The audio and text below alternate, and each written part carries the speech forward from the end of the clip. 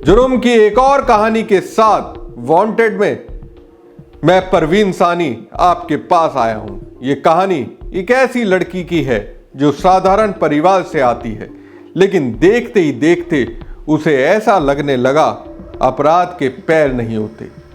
फिर वो भाग निकली, और वो भी यूं ही नहीं, लुका छपी का खेल पुलिस के साथ खेलती रही। करोड़ों ठग कर ऐश करती रही, लेकिन वो भूल गई कानून के हाथ भी लंबे होते हैं और आखिरकार वो पकड़ी जाती है। क्राइम की एक कहानी भी कुछ ऐसी है, जिसमें एक शातिर लेडी क्रिमिनल को पुलिस ने पकड़ा है तो वो भाग निकली। 9 महीने बाद पुलिस को उसका सुराग मिला और वो इस बार भी छत से कूदकर फरार होने की कोशिश में थी, लेकिन पुलिस की हथकड़ी उसके हाथों में आखिरकार पहुंची गई। बिहार के सिवान जिले में एक छोटा सा गांव है नुरुहटा। इसी गांव में रहने वाली एक लड़की को बचपन से ही डांसिंग का शौक था। परिवार गरीब था, इसलिए उसकी पढ़ाई महज 10वीं क्लास तक ही हो पाई। कुछ वक्त बीत गया और उसकी जान पहचान उन लोगों के साथ बढ़ने लगी जो साइबर क्राइम की वारदातों को अंजाम देते थे। धीरे धीरे उसके कदम साइबर क्राइम की राह पर बढ़े और एक दिन उसने महाराष्ट्र के पुणे में पूरे 4 करोड़ रुपए का खेल कर दिया। जुर्म की यह दास्तान है महज 21 साल की सानिया मुस्तकीन सिद्दीकी की, जो कभी सूफिया तो कभी गुड़िया बनकर अपराध करती है।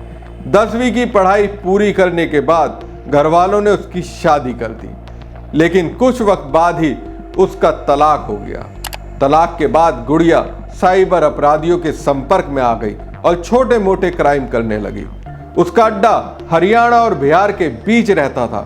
कुछ वक्त बाद उसके जुर्म का दायरा बढ़ा और गैंग में उसे उन खातों के मैनेजमेंट का जिम्मा सौंप दिया गया जिसमें ठगी की रकम को ट्रांसफर कराया जाता था।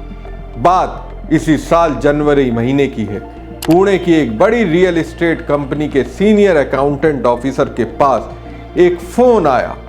फोन करने वाले ने खुद को कंपनी का चेयरमैन और मैनेजिंग डायरेक्टर बताया और अकाउंट ऑफिसर से 4 करोड़ 60 लाख की रकम कुछ खातों में ट्रांसफर करने के लिए कहा।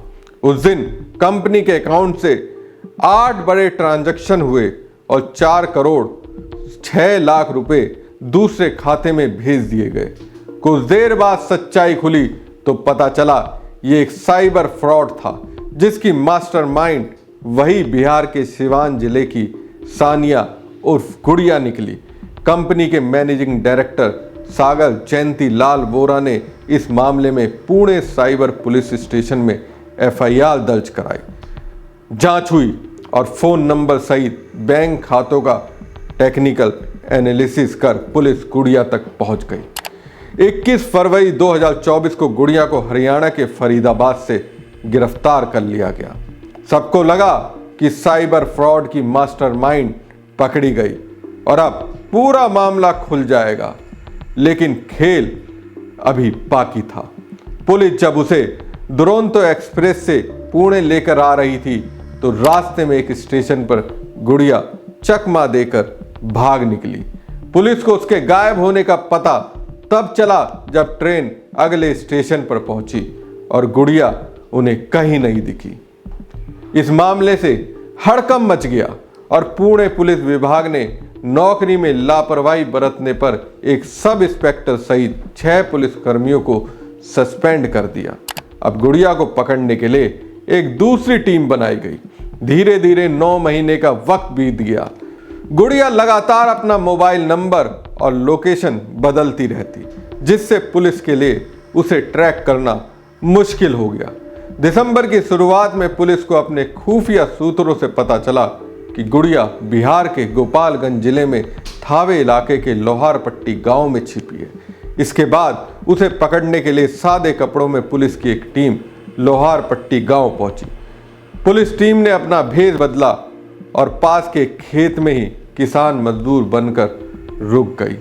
पुलिस को इंतजार था सही मौके का और आखिरकार 15 दिसंबर की रात को उन्हें वो मौका मिल गया। पुलिस की टीम उस जगह पर पहुंची जहां गुड़िया छिपी थी और छापा मार दिया। गुड़िया ने इस बार भी पुलिस को चकमा देने की कोशिश की और वो छत से कूदकर भाग निकली। हालांकि पुलिस की टीम पहले से अलर्ट थी और आखिरकार उसे गिरफ्तार कर लिया। पुलिस ने उसे बिहार से पुणे लाने में इस बार खास एहतियात बरती और पहुंचने के बाद कोर्ट में पेश किया। कोर्ट ने फिलहाल गुड़िया को 23 दिसंबर तक के लिए पुलिस हिरासत में भेज दिया है। वहीं पुलिस अब उसके गैंग से जुड़े बाकी सदस्यों की तलाश कर रही है। पुलिस का मानना है कि उसके साथी बिहार के अलग अलग इलाकों में छिपे हो सकते हैं। शुक्रिया।